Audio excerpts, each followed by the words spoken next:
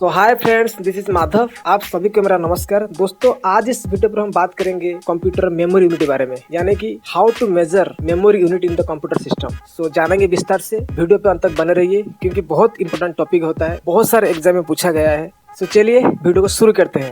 सबसे पहले हम थोड़ा बेसिक जानेंगे। The basic unit in the computer data storage is called a bit, यानी कि बाइनरी डिजिट। तो कंप्यूटर के अंदर जो बेसिक यूनिट होता है उसको हम बोलते हैं बाइनरी डिजिट।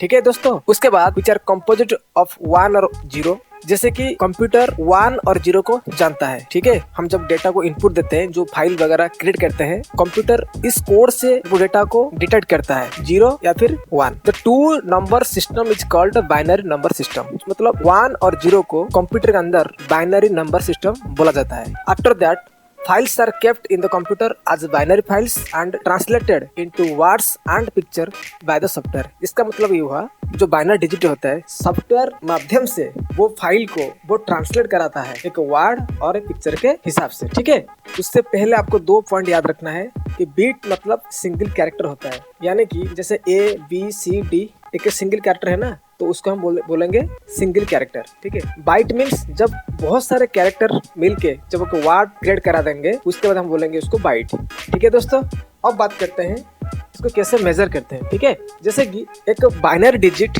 उसका साइज होता है 1 बिट, जिसको कहा जाता है सबसे स्मॉलेस्ट साइज। ठीक है। उसके बाद आता है 1 नेबल। 1 नेबल उसका साइज होता है 4 बिट। देखिए, यहाँ से क्वेश्चन घुमा फिरा के पूछा सकता है। वो पूछेगा कि 4 बिट कितना होता है, आप बोलोगे 1 नेबल। कभी कभी पूछ जाता है कि 1 नेबल उसका साइज कितना है, आप बोलोगे 4 बिट। ऐसा घुमा फिरा के एग्जाम में पूछा जाता है। उसके बाद 1 बाइट।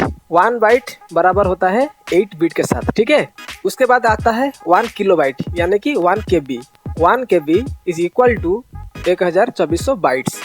उसके बाद 1 मेगाबाइट, यानी कि 1 MB is equal to 1024 KB। ठीक है। उसके बाद 1 गीगाबाइट, यानी कि 1 GB is equal to 1024 MB। ठीक है। उसके बाद 1 टेराबाइट, यानी कि TB 1 terabyte is equal to 1024 GB। उसके बाद 1 पेटाबाइट, यानी कि 1 PB is equal to 1024 TB। ठीक है। उसके बाद 1 एक्साबाइट, यानी कि EB 1 EB is equal to 1024 PB। ठीक है। उसके बाद 1 जेटाबाइट, यानी कि 1 ZB is equal to 1024 EB, यानी कि एक्साबाइट। उसके बाद जोटाबाइट, यानी कि 1 YB बराबर होता है 1024 ZB। ठीक है, यानी कि जेटाबाइट के साथ बराबर होता है। ठीक है। उसके बाद 1 फ्रोंटोबाइट, यानी कि 1 BB is equal to 1024 YB। ठीक है। 1 जिप बाइट, यानी कि 1 GB, वो वाला GB नहीं है, उससे पहले मैंने अभी बताया 1 गीगाबाइट, वो GB नहीं है, उसको बोलेंगे जिप बाइट। ठीक है। ये एक साथ क्वेश्चन नहीं पूछेगा एग्जाम में। ठीक है, ये अलग पूछेगा, ये अलग पूछेगा, तो आपको थोड़ा सा ध्यान रखना है। ठीक है। 1 जिप बाइट, यानी कि 1 GB is equal to 1024 BB, यानी कि ब्रोंटोबाइट।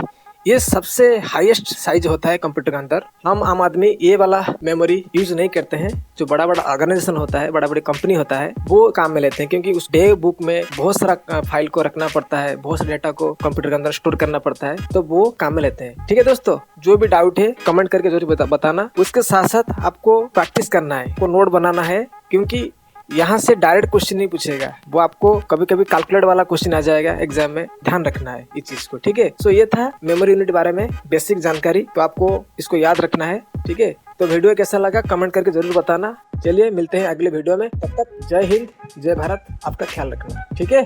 Thank you.